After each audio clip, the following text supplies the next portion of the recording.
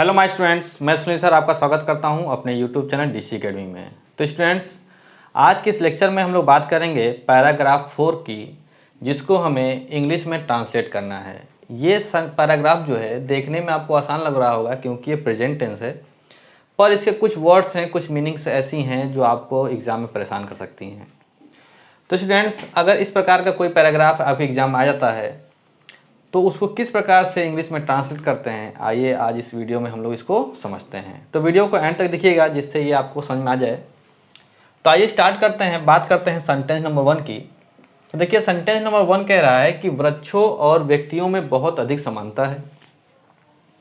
तो सबसे पहला काम ये होता है कि हम इसको पहचान लेंगे कौन सा टेंस है। तो जाहिर सी बात है प्रेजेंट टेंस है, लेकिन प्रेजेंट के बाद आप अगर इसको कहेंगे कि ये प्रेजेंट इनडेफिनिट है तो ये पूरा सही नहीं है, क्योंकि इसमें एक सिंपल सेंटेंस की जो है झलक आ रही है। इसमें वृक्षों और व्यक्तियों के बारे में बताया जा रहा है, ना कि कोई यहाँ पर वर्क हो रहा है। तो ये साधारण सेंटेंस में है, और अगर कोई भी प्रेजेंट टेंस अगर साधारण सेंटेंस में होता है तो उसको हम इज एम आर से बनाते हैं। तो चलिए, वृक्षों और व्यक्तियों में बहुत अधिक समानता है। तो बहुत अधिक समानता ये क्या है? एक प्रकार का नाउन है जो दो लोगों के बीच में है। तो हम लिखेंगे देयर इज ग्रेट मीन्स बहुत अधिक, देयर इज ग्रेट एफिनिटी, क्योंकि ग्रेट एफिनिटी, एफिनिटी का मतलब होता है समानता, और बहुत अधिक के लिए हमने लिख लिया ग्रेट। तो देयर इज ग्रेट एफिनिटी, अब दो लोगों के बीच में, वृक्षों और व्यक्तियों में, तो बिटवीन ट्रीज एंड मेन। आपको अगर ये बात समझ में नहीं आई है तो फिर से समझिएगा कि ऐसे सेंटेंस के बाद हम देयर्स करते हैं, और देयर के यूजेस कैसे करते हैं सेंटेंस में, इसका मैंने वीडियो बनाया है, लिंक इसके नीचे मैं दे दे रहा हूँ। आप वहाँ से देयर का यूज कायदे से पढ़ लीजिएगा। तो यहाँ बन गया there is great affinity between trees and men. पहला सेंटेंस आपका कंप्लीट हो गया। अब देखिए, हम बात करते हैं दूसरे सेंटेंस की। तो दूसरा सेंटेंस है कि यदि उन्हें चोट ना पहुँचाई जाए, भूखा ना रखा जाए, अथवा काटा ना जाए, अथवा काट ना डाला जाए, तो वे स्वाभाविक गति से बढ़ते हैं। अब देखिए, इस सेंटेंस में दो क्लॉज हैं। एक क्लॉज कि वे स्वाभाविक गति से बढ़ते हैं, और दूसरा क्लॉज ये कह रहा है कि यदि उन्हें चोट ना पहुंचाई जाए, भूखा रखा जाए, अथवा काट ना डाला जाए। तो हम इस सेंटेंस की शुरुआत हम किस क्लॉज से करें, ये भी एक जो है समझने वाली बात है कि किसको हम पहले लिखें। तो देखिए, आप इफ़ वाले को भी पहले से लिख सकते हैं और इस सेंटेंस को भी पहले लिख सकते हैं, आप जैसा चाहें वैसा लिख सकते हैं। तो हम शुरुआत करेंगे लिखना यहाँ से कि वे स्वाभाविक गति से बढ़ते हैं। तो वे का मतलब हो गया पेड़ पौधों की बात हो रही है, तो दे बढ़ते हैं, ग्रो। अब कैसे बढ़ते हैं? स्वाभाविक गति से। तो दे ग्रो मतलब वे बढ़ते हैं। अब कैसे बढ़ते हैं? स्वाभाविक गति से। तो they grow in their natural speed. तो स्वाभाविक गति का मतलब हो गया नेचुरल स्पीड, जो उनकी नेचुरल स्पीड होती है वो उनसे बढ़ते जाएंगे। देयर मीन्स अपने, तो अपने स्वाभाविक गति से, यहाँ पर अपने की बात नहीं हो रही, फिर भी हमने अपने के लिए देयर लिख दिया, दे का अपना देयर। तो they grow in their natural speed, comma के बाद हम इफ लिखेंगे यदि उन्हें चोट ना पहुंचाई जाए। तो ये सेंटेंस आपका पैसिव वॉइस का है। उन्हें चोट ना पहुंचाई जाए यानी कि पहुंचाने वाला चोट कोई और व्यक्ति है, तो उन्हें क्या है, एक ऑब्जेक्ट है, और किसके लिए यूज किया गया है? पेड़ के लिए। इफ दे, अब पहुंचाई जाए तो if they are not hurt, comma भूखा रखा जाए, नॉट, भूखे क्या होता है?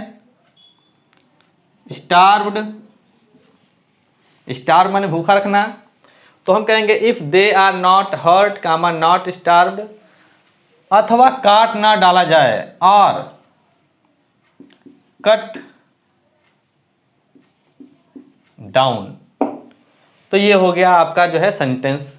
तो देखिए सेंटेंस को कैसे बनाया गया है। They grow in their natural speed if they are not hurt, not starved, or cut down.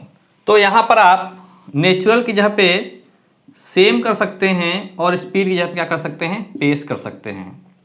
ठीक, तो यहाँ पर दे ग्रो और यहाँ पर कर सकते हैं एट मच सेम पीस। तो आप तरीका ये भी था कि एट मच सेम पीस भी कर सकते हैं और चाहे तो आप इन दियर नेचुरल स्पीड लिखें, ये भी आपका सेंटेंस सही है, कहीं से कोई गलती नहीं है। तो अब आइए देखते हैं, हमारा यहाँ तक हो गया, बढ़ते हैं से। अब यहाँ देखें, ये अपने यौवन काल में वे बड़े चमकदार होते हैं। तो चमकदार होते हैं शाइनिंग, तो हम लिखेंगे इन दियर यूथ, मतलब कि अपने यौवन काल में, इन दियर यूथ अपने यौवन काल में क्या होते हैं, वे बड़े चमकदार होते हैं। They are much shining, they are much shining. तो दे आर मच शाइनिंग का यूज कर लें। अब शाइनिंग को जो भी सिनोनिम से आप वहां पर यूज कर सकते हैं। तो देखिए इसको कैसे बनाएं, अपने यौवन काल में इन दियर यूथ वे बड़े चमकदार होते हैं, दे आर मच शाइनिंग। यहाँ पर मच की जगह पे हम कह सकते हैं वेरी भी। तो दे आर वेरी शाइनिंग, वे बहुत ही चमकदार होते हैं। तो आपका ये भी लग गया, सेंटेंस बन गया। फिर देखिए, तथा दुर्बलता के वर्षों में, एंड इन दियर, दुर्बलता का क्या हो जाएगा, एंडिंग ईयर्स, और अपने दुर्बलता के वर्षों में, यानी कि एंडिंग ईयर्स, मतलब जब वो नष्ट हो रहे होते हैं तो एंडिंग ईयर्स का यूज कर सकते हैं दुर्बलता के लिए। आप अगर दुर्बलता के लिए वीक का यूज करेंगे तो सेंटेंस शायद गलत हो जाए। यहाँ पर दुर्बलता के लिए हम यूज कर रहे हैं एंडिंग ईयर्स, मतलब अंतिम के वर्षों में थोड़ा झुक जाते हैं।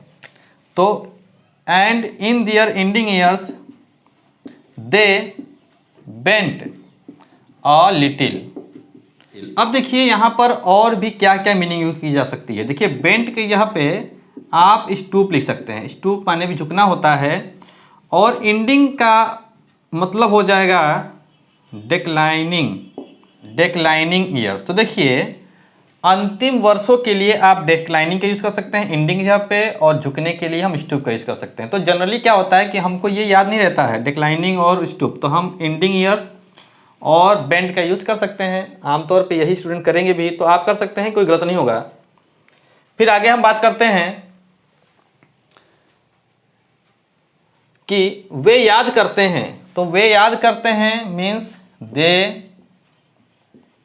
रिमेंबर, मीन्स याद करते हैं। दैट माने कि वे अपने, दे, अब दे वे अपने सहज टूटने वाले अंगों। तो देखिए सहज टूटने वाले अंगों को हम क्या कहेंगे, जो बिल्कुल ही भंगुर होगा। तो भंगुर को हम इंग्लिश में कहते हैं ब्रिटल। भंगुर को इंग्लिश में कहते हैं BRITTLE, ब्रिटल।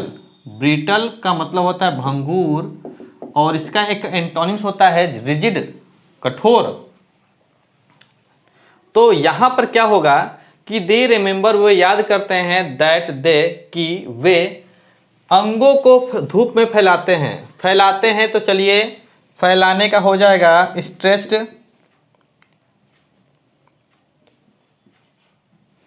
फैलाते हैं स्ट्रेच, दैट दे स्ट्रेच, क्या फैलाते हैं, अपने सहज टूटने वाले अंगों को। तो कैसे अंग हैं, ब्रिटल लिम्स, ब्रिटल लिम्स। तो इसको जरा समझिएगा ध्यान से। दे मीन्स वे, रिमेंबर मीन्स याद करते हैं, दैट मीन्स की दे स्ट्रेच दियर ब्रिटल लिम्स, वे अपने सहज टूटने वाले अंगों को धूप में फैलाते हैं। तो धूप के लिए हो जाएगा in the sun, sun means धूप में। तो क्या दिक्कत है, अब यहाँ पर थोड़ा सोचना था कि सहज टूटने वाले अंगों का, तो सहज से जो आसानी से टूट जाए वो भंगुर होता है, ब्रिटल। तो ब्रिटल अंगों को क्या कह देंगे, लिम्स, और धूप में तो इन द सन। क्लियर है, हो गया सेंटेंस। अब हम देखेंगे उसी के बाद लिखा है और, तो सेंटेंस अब खत्म नहीं हुआ है, तो एंड और आ भरकर अपनी अंतिम पत्तियों को गिरा देते हैं। एंड विथ अ साई, आ भर के, एंड विथ अ साई दे मैंने वे क्या करते हैं, अपनी अंतिम पत्तियों को गिरा देते हैं। तो दे सेड, सेड मीन्स गिराना, तो they shed their last leaves, leaves माने पत्तियां। तो सेंटेंस देखिए कितना आसानी से आपका जो है ये कंप्लीट हो गया। देखने में थोड़ा सा टफ लग रहा था, इसकी मीनिंग टफ लग रहे थे, पर जब हम इसको बनाते हैं और हम जो मीनिंग हमको याद होती है उसी मीनिंग से हम सेंटेंस को बना देते हैं और हमारा सेंटेंस सही होता है। बस ध्यान रखना है ग्रामेटिकली कोई मिस्टेक ना हो, जो भी हम बनाएं रूल से बनाएं, कहीं पर भी कोई ग्रामेटिकली मिस्टेक यहाँ पर नहीं है। लास्ट लाइन की फिर से बात कर लें कि वे याद करते हैं, दे रिमेंबर दैट मीन्स की दे माने वे,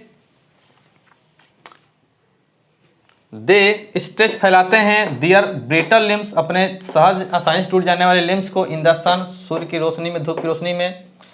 एंड विथ अ साई और आ भर करके, दे माने वे गिरा देते हैं, दियर माने अपने लास्ट पत्तियों को, लास्ट लिव्स को। तो इस प्रकार से हमारा ये पैराग्राफ बन के तैयार हो गया इंग्लिश में। तो स्टूडेंट्स अगर आपको ये वीडियो अच्छी लगी है और ये समझ में आया है, अगर ये लगता है कि आपके लिए यूज़फुल है और नॉलेजेबल है, तो वीडियो को लाइक कर देना, और अगर चैनल पर पहली बार हैं तो चैनल को सब्सक्राइब कर दें, और हो सके तो अपने दोस्तों को भी शेयर करें। Thanks for watching students, thanks for watching.